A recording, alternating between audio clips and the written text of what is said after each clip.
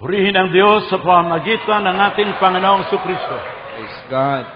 Sa pagbubulay ng salita ng Diyos sa paksang kalayaan o kaligtasan, ipapaalaala natin sa pamamagitan ng salita ng Diyos ang ganitong katotohanan. Sa Ebanghelyo ayon kay San Juan sa pangkat-8 at talatang 36, kung palayain niya kayo ng anak, kayo'y magiging tunay na laya. If the Son therefore shall make you free, ye shall be free indeed. Sa tekstong ito pa lamang, ay mauunawaan na natin na ang kalayaan pala, ang kaligtasan pala, ay hindi mula sa sino mang tao. Kung minsan napapangibabawan ang salita ng Diyos ng ating dating paniwala, na inaakala natin na ang ating kalayaan o kaligtasan ay sa kaparaanan din at mga gawa natin. Gaya nga ng matandang kasabihan, na ang paggawa ay sa tao, sa Diyos ang awa. Sa makatwid, dito sa kawikaang ito, para bang ipinapalagay na pagka yung tao'y hindi gagawa, walang magagawa ang Diyos. Ngunit sa talatang ito, ay hindi sinasabing mayroong gagawin ng tao. Sa talatang ito, pinapahayag na ang kalayaan ng isang tao ay sa pamagitan ng anak ng Diyos. Amen. Or through the Son of God, which freedom is from God. Walang bahagi diyan ng tao.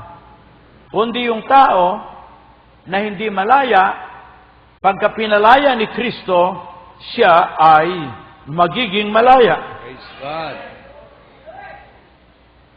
Una, aalamin natin na bago ang Panginoon makapagpalaya sa isang tao, meron munang gagawin ang Panginoon. Amen. Hindi yung tao ang gagawa, ang Panginoon ang gagawa. Ating pansinin sa aklat ng unang Juan sa pangkat 3 at talatang 8. Ang sabi, ang gumagawa ng kasalanan ay sa dyablo, sapagat buhat ng pasimula ay nagkasala ang dyablo. Sa bagay nito'y nahayag ang anak ng Diyos upang iwasak ang gawa ng dyablo. Ano ang umaalipin sa tao? Ang sabi, mga kapatid, yung kasalanan ng unang gumawa nito'y ang dyablo. What enslaved men before they are delivered from bondage of Satan and sin, mga kapatid, siya'y alipin ng kasalanan, sapagat ang kasalanan ay mula sa dyablo. At yung dyablong unang nagkasala ay siyang may kapangyarihan sa mga taong hindi pa napapalaya ng Kristo. Tunay. Babasahin natin ito, mga kapatid, sa Efeso, pangkat 2 ng Efeso, at sa talatang 1 at 2 ay ganito ang sinasabi. At kayo'y binuhay nang kayo'y mga patay dahil sa inyong mga pagsalangsang at mga kasalanan, na inyong nilakaran noong una, ayon sa lakad ng sanglibutan ito, ayon sa pangulo ng kapangyarihan ng hangin ng Espiritu, na ngayon ay gumagawa sa mga anak ng pagsuway.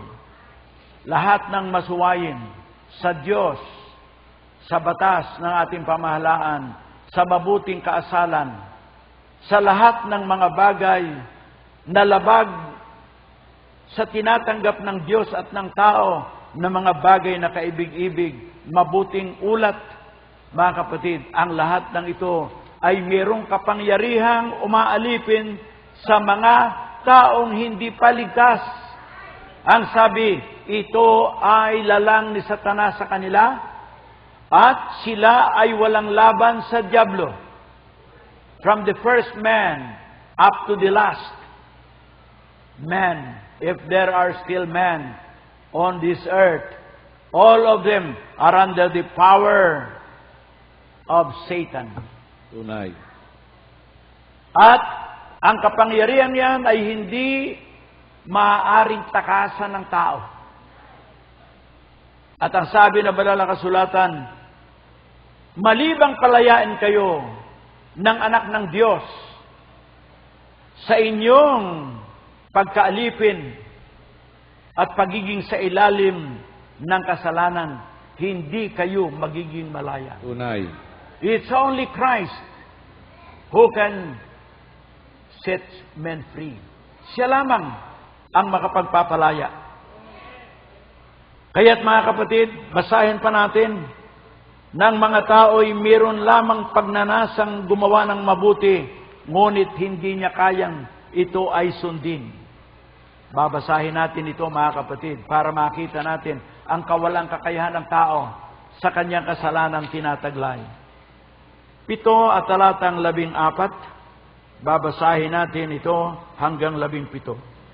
Sapagkat nalalaman natin na ang kautusay sa Espiritu, ngunit ako'y sa laman na ipinagbili sa ilalim ng kasalanan. Inyong pansinin, ang nais ng mga relihiyoso, sundin ninyo ang kautusan. Sundin ninyo ang kautusan. Kaliit-liit ang kautusan, pati yung hindi pagkain ng baboy. Pati yung hindi pagkain ng mga sugpo at alimango. Di bali, sa mayaman yun. Ano pang ating ibibili ngayon yun? Pero yung mga pwedeng bilhin natin, halimbawa, mga tulya, kuhol, talangka, okay, napupulot sa tubigan yun. Bagamat ngayon, halos wala ka nang mapulot, puro chemical na eh. Pinagbabawal nila yung maliliit na hipon na halos hindi mo na mahawakan. Ipinagbabawal pa nila.